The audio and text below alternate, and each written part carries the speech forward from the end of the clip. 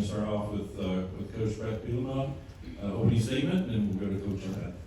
Well, great, very excited to be here. Just came from the practice field. We really enjoyed our time here. Came down on the 26th and had some great interaction. I think today they're getting a good chance to go to Busch Gardens, so they're excited about that. Kind of let them run for the first couple of days, and this for us is Tuesday of game week, so we kind of locked into our preparation phase now. Still letting them balance a little bit of fun during the day and partaking in some of the things that the bowl game has set up for us. So excited about that. Obviously, had a chance to visit with Zach at the press conference from our fan base and from our university. Obviously, condolences for Mike, a very special coach, and I know someone that's on the hearts and minds from him and his family, and also to Mississippi State. But I think this game is about the reward for our guys.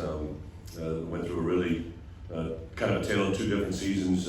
Started off a little disappointment with a Big Ten loss at Indiana, and then go on a 6-game win streak, and then have 3 tough losses in a row, and then cap it off with a rivalry win against Northwestern. I thought to get the bid to come here to Tampa, a bowl experience I've had with Jim and his organization on several different occasions as a coordinator, as a head coach also. So very excited to be here and look forward to the opportunity to play on the second. So thank you. Coach. Yeah, first and foremost, we would like to thank the ReliaQuest Bowl. This is an absolute first-class experience. Our players are having a tremendous time down here in Tampa. We got to get out of some colder than usual weather up there in Mississippi, and so it's been very enjoyable for us. We're headed to the practice field next, but first and foremost, it's been an amazing experience up to this point. And we can't thank the bowl committee enough. Obviously, we're extremely excited to represent the Southeastern Conference. We're playing a phenomenal opponent who, when you turn on the film, plays the game the way it's supposed to be played.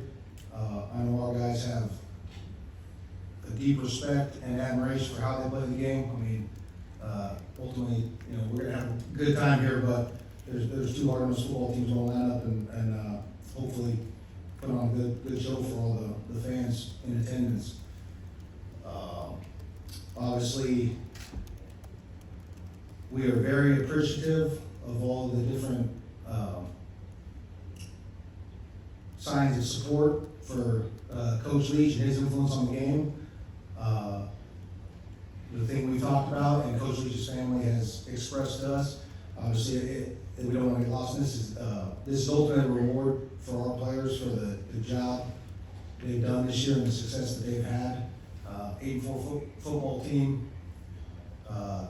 They've done a tremendous job this year, and this is a reward for their efforts, because we would not be here if it was not for the work and success that they put in all year round. And so we're excited for one more opportunity. Obviously, the best way we can honor Coach Leach is to go out there and play the way he expects us to play. And that's with tremendous effort and toughness, and we know that Illinois is going to show up and do just that, and so we're excited to share the field with them. Good questions. Lou? For both coaches, and Coach Bielema, you first, because you had the most experience with this. You both talked about the rewards of coming to a bowl game. How do you balance the reward with staying focused on the matter at hand? Yeah, it's kind of been a unique experience for me this year. I'd never won bowl games, 7 straight in Wisconsin, and 3 of the 5 years at Arkansas. I never had a player opt out of a game, right? So that was the first challenge. We had 3 guys pop out, obviously, 3 good players. That's the first unique challenge, but we actually had 4 practices in before we even knew our opponent. As soon as you became bowl eligible, I started a in-season 8-week program that allowed our developmental crew to go on an 8-week window of strength and conditioning and training, a little bit extra. And then we had 5 practices for them that were devoted only to our Devo players. So we practiced about 40 to 50 guys. So that was the biggest reward, right? It's really kind of almost like a mini spring, conditioning for our younger players. And then even after we became aware, obviously we're playing Mississippi State and a very good football team, we really didn't transition to Mississippi State preparation until after 2-3 more practices where it was just good on good. We just got good at football again, and then the last 10 practices are all devoted to Mississippi State. So, and then the reward is I just scheduled everything on the front end here, let them have an aquarium day. Our guys hopped on a boat and drove around the bay and saw dolphins. Like, you know, I didn't really join them, but they seem to get excited about it. So, not a lot of dolphins in Illinois. Just fun stuff like that and rewarded. Today we had a little, I could tell by the attitude walking in the door. I have a team meeting every day. I kind of start the day off with the schedule of what's going to go on, and had a lot of, it was the earliest morning we got these guys up because at the 11 o'clock game I kind of wanted to transition them into that, and the mood wasn't there, so I have a freshman talent show pool that any freshman that, we're not hazing them, right? They're showing their talents. They get a chance to come up, and Joey Okla did a Conor McGregor impersonation that was to die for the other day, and then today Elijah McCantos and Gabe Backus had a dance off. It was pretty entertaining, so we kind of sprinkled that in. Yeah, definitely not difficult to reward the players. I mean, obviously, all the different bowl events that are put on. It's easy for them. The hard part is probably making sure they know they're getting ready to play a football game too. Now it's really convenient for us. You turn on film with your opponent, and you know, your players realize pretty quick that we've got to have a football game coming up January 2nd. So that's made it easier to balance it out. But echoing what Coach said, obviously your early practices are more like an early spring. You're working developmental guys who need extra work. The guys who played all year, they're coming off a long season, so you're getting them back to 100% healthy. And obviously, as you get closer to the game, you ramp it up and get into more of your normal routine. We're headed out for our practice this afternoon. It's a Tuesday game week for us, and so we'll see if we didn't enjoy ourselves too much last night. Bret, you talked about how this could be a springboard to next year, specifically at running back and DB with the guys opting out. What do you expect to see? Who do you expect to make an impact? Yeah, you know, as you guys know, we really got banged up in the secondary at the end of the year at the end of this season. So, you know, like obviously Spoon and Sid were huge parts of our back end, our success, but we have been able the last 2 or 3 games to get, you know, Xavier Scott, you know, had a tremendous role really from the Michigan game on, and played a lot of football for us. Josh McCray on the opposite side of the ball, obviously with Chase up and out. Josh has been 100% involved in bowl practices. He actually did the Devo practices too because he was cleared to play at that point. So, you know, he's basically a guy that we were counting on big things before the years ever started, and he's never been full strength since Indiana. So he ran right, almost ran over me today. He looks pretty good.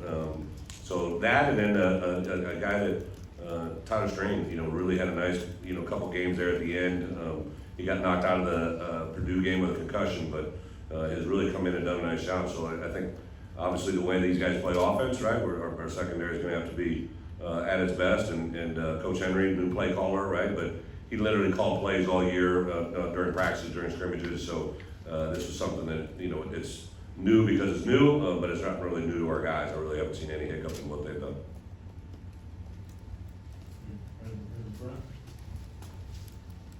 Zach, for you guys, you know, I know it was just announced that Emmanuel Forbes will be playing, Cam Young was a bunch of guys that, you know, are headed to the NFL that decided to play in this game. I guess, how important is it, you know, for this team to, like you said, honor Mike Leach, and also, you know, how much of a motivating factor has that been for some of these guys to come back and play this game? I think you probably have to ask them individually. I know most of them had expressed that they were playing prior to Coach Leach's obviously unfortunate incident. So I just think it speaks to the guys who got in our program. You know, guys who like playing football, guys who want to play for each other, the other guys in the locker room. I think it says a lot about those guys individually. You know, they're football guys, they're Mississippi State guys, and if you want to line the ball up, roll the ball out there, line up and play, they want to be with their teammates and finish the season off with them. Those are obviously guys you love having in your locker room, and you appreciate what they've done for your program. Just to follow up on that real quick, you know, you guys were dealing with a lot after Coach Leach's death. I guess how's the team kind of responded? What's practice kind of been like, you know, since then as you kind of move back into game form? Yeah, practice has been good. I think our guys like getting back into a sense of normalcy and routine. Obviously, anytime you go through a loss like that, that's what family's for, and that's what a football team is. And so it's been really good for us to all get back together, spend a whole lot of time together, and go to work. And so, Coach, you've had coaching departures as well.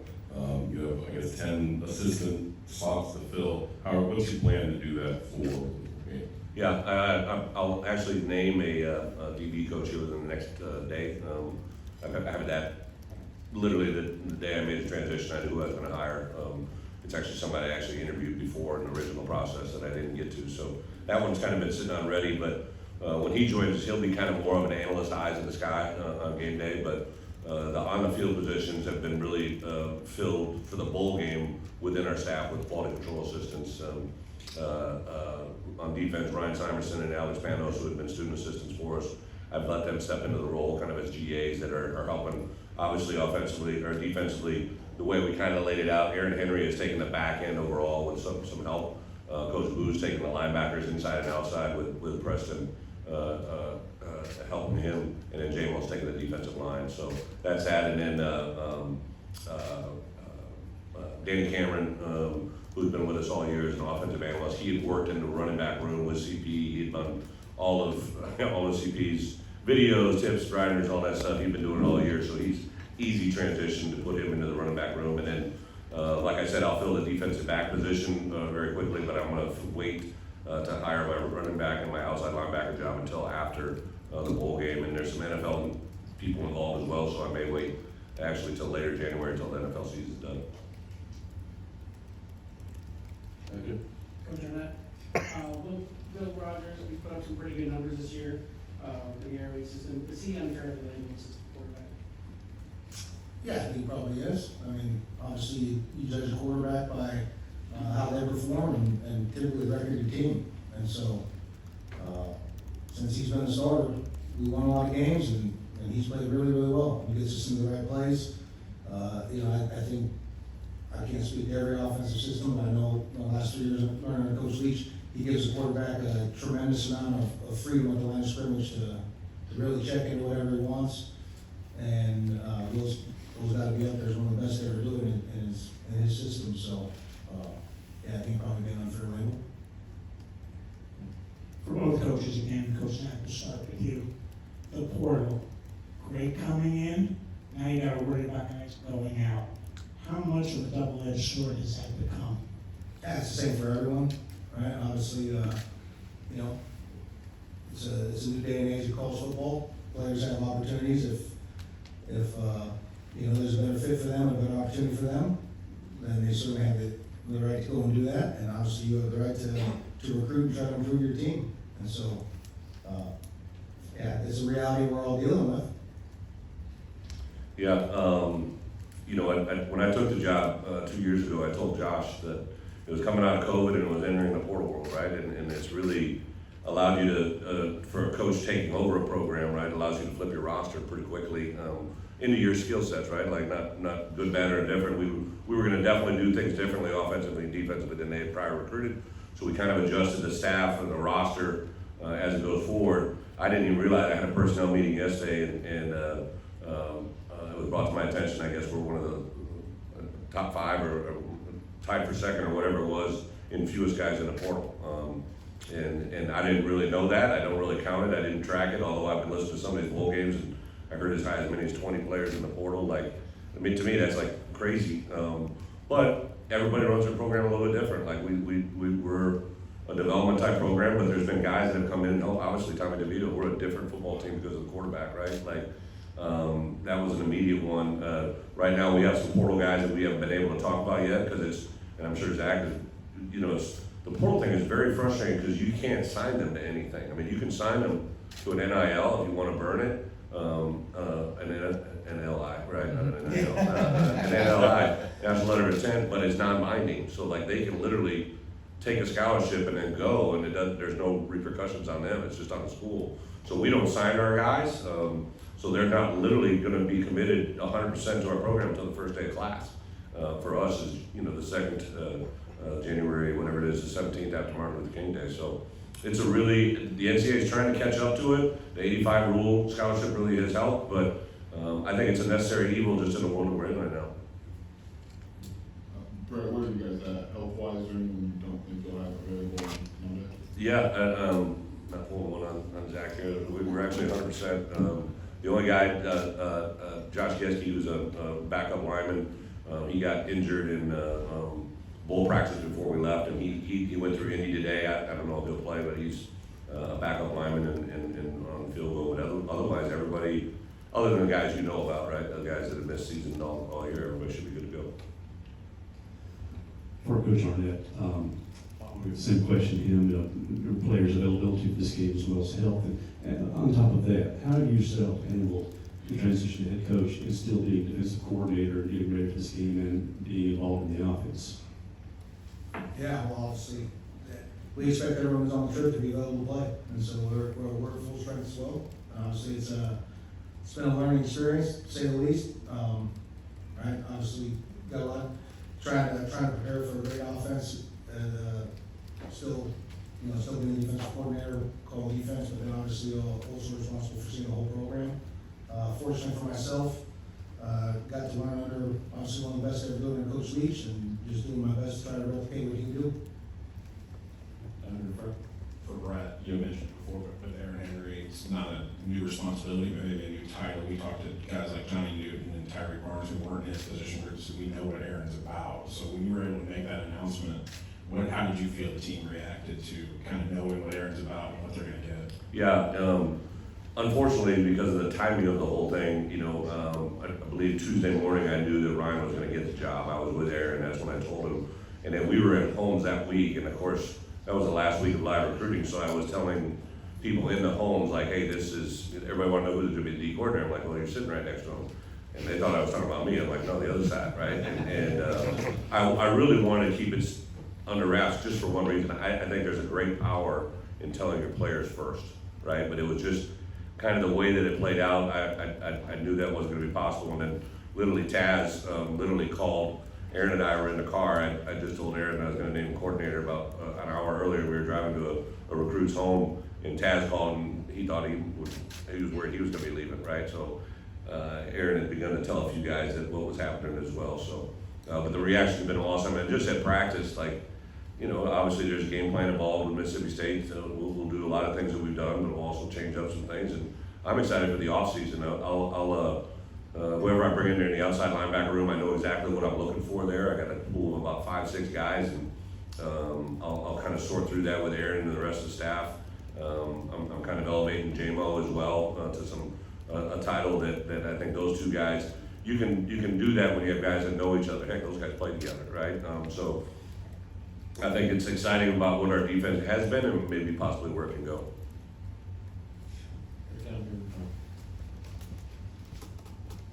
Zach, with this game, you guys are looking to, win 9 games this season, first time since 2017, I guess. How important is that in terms of carrying, the momentum from signing day with a win here into the offseason?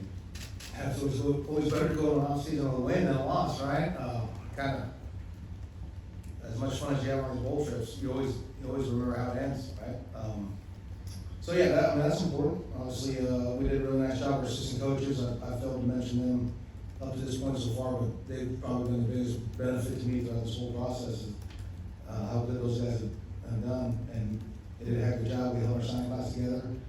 Pretty much everyone was committed, signed with us, and it will be a gigantic springboard into the offseason to lead with a win. But we know it's going to be a heck of a challenge because of the opponent we got to face. Brett, I'm sure whenever you have a coaching change, your players have questions. What do you tell them about moving forward, about if they have questions about?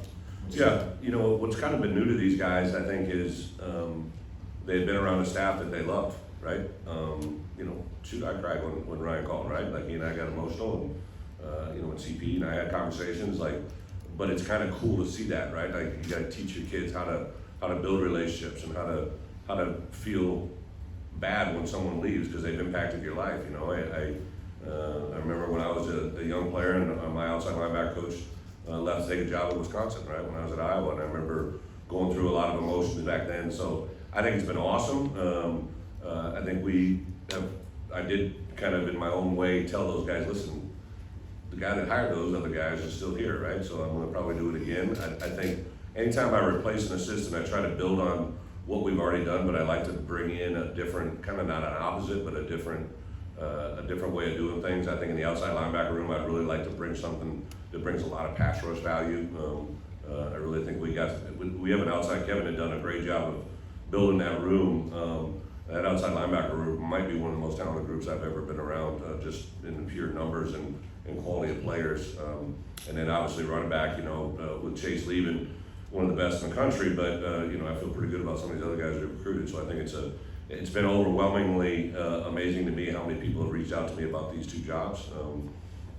The DB job, I think, got out there pretty quick in the community what I was going to do, so that hasn't been a big one. But outside backer and running back, it's going to be fun to see who I want to go with.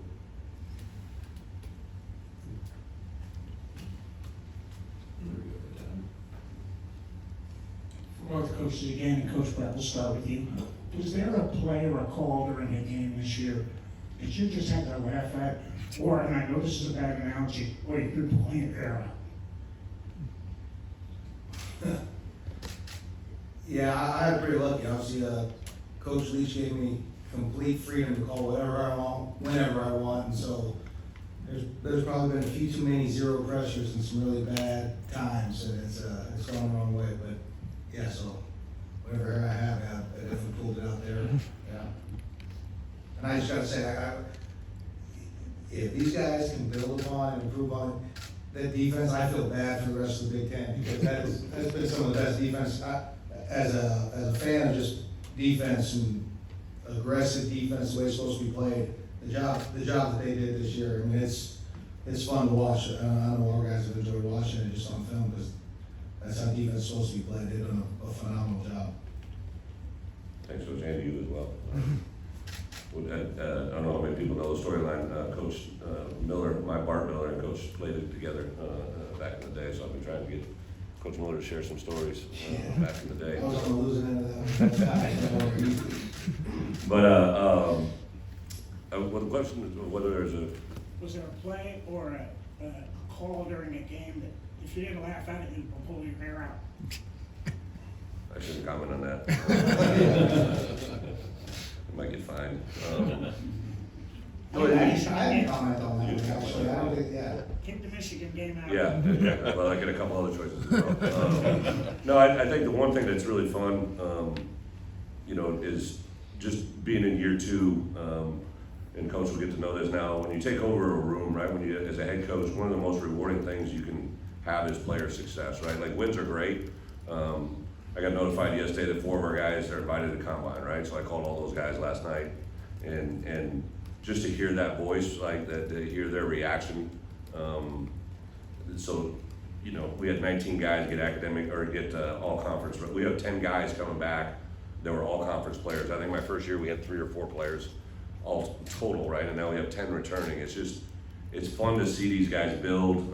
The tremendous challenge at first we'd heard a couple different SEC teams, and then when I heard Mississippi State, I think I got intrigued with. I knew our guys would really enjoy the challenge of this game, right? Like they love playing football, and they're very unique to anything we see in the Big Ten, So it's really been easy to lock these guys in. I don't know what kind of success we're going to have, but you turn on Mississippi State's film, defensively, the things that they create, the movements, and the pressures, and the design and the return, and it all makes sense. But they got to sort through it, and offensively, for what they do, defensively, it's a hard task for us to see what they're doing or get a gauge on what they're doing before the snap, and it's just a really cool preparation. I think our kids really have enjoyed the process of preparing for an opponent. That's what we've been, because there's no rules now, right? In bowl prep, it's unlimited. You don't have to worry about 20 hours, right?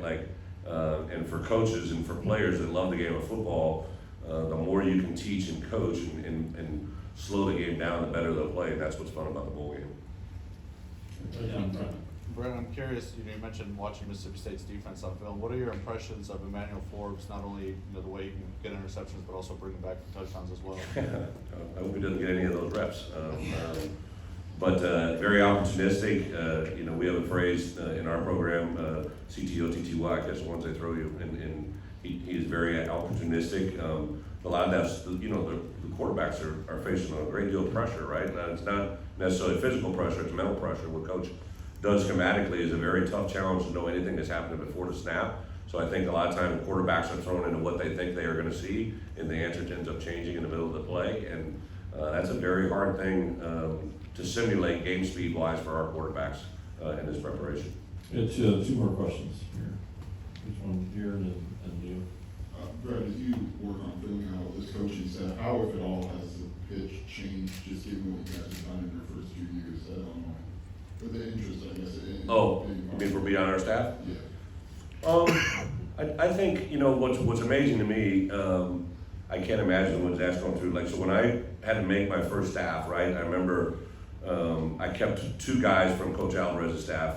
We played our last game here in the Outback Bowl back then, and then I basically let 9 coaches go, right, off a team that went to a bowl game. And I was very emotional about it, and ironically, as the world plays out now, the person that helped me get through that was my mom, right? She knew I was very distraught, and she said to me, we actually played a home game against Michigan and won that game, and I was just kind of sitting over in a corner. I knew that the next game was going to be a bowl game, right? And she said to me, she said, I know you're upset about what you're going to do with this staff. And I said, I am. And she goes, well, keep in mind, this staff was Coach Alvarez's staff.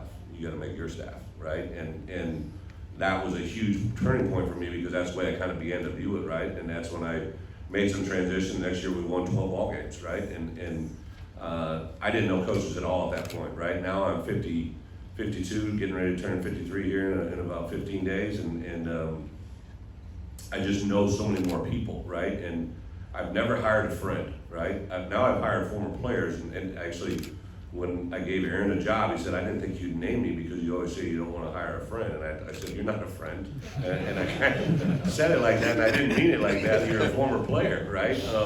But he has become a friend, right? But I just don't ever believe you don't want to jeopardize a relationship. I have to be the head coach, right? And to be quite honest, I'm close with my staff, but I also learned early on, like, if I become too close with certain coaches, it becomes cliquish, right? So I've really kind of surrounded myself, my inner circle are guys that aren't in football, right? And then my coaches, but I've gained interest from guys that are on bowl teams, guys that are in the NFL. It's really been amazing. Now Josh affords us the ability to pay him well too, so I give a lot of credit to Josh and the administration, because it's financially a good move to coach at Illinois as well.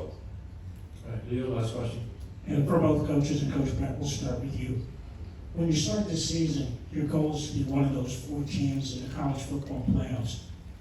When it doesn't happen, Tampa, 80 degrees on New Year's Day, that's not a bad alternative, is it? No, it's, and Zach said it best, right? This has got to be a reward. There's obviously byproducts of getting your team, younger players, reps, and all that goes into it. But as soon as I heard, this bowl, I've known Jim and his family, been in the Outback Splash and the spring event, been down here to that several times. My wife's from Tampa, so we couldn't have drawn it up any better to come down here and spend a few days. And especially the weather the last couple of days has been pretty good. Yeah, I mean, from, obviously there's a particular game on Thanksgiving Day that we prioritize over all others, and our guys handled business and got to win in that one. And obviously as a reward, they got to be here on January 2nd in Tampa, and this beautiful weather, and we're certainly enjoying ourselves, and we get to play a heck of a opponent again. So, I'm gonna echo it again, right? Bowl games are about the players, right? It's a reward for the season they've had, the work that they put in, the success they've had.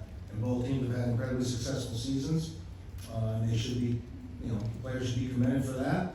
And as coaches, right, we're honored to see the guys who get to work with them on a daily basis, and we're excited to watch them line up and strap up one more time and go out on January 2nd.